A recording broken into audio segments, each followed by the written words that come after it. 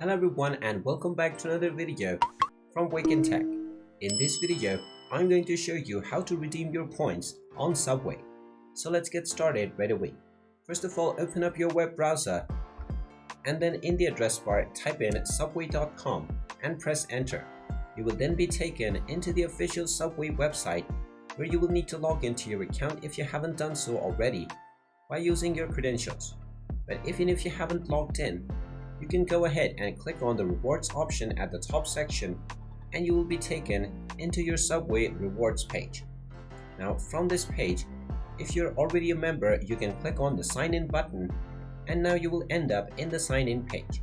Just go ahead and enter your email address followed by your password and then click on the sign in button, and once you are signed in, you will successfully find the redeem button to collect your Subway reward points. With the collection of your points, you can collect various rewards and benefits. If you're not already a member, you can simply click on Join Now and start your membership right now. And there you have it. That is how easy it is to redeem your points on Subway.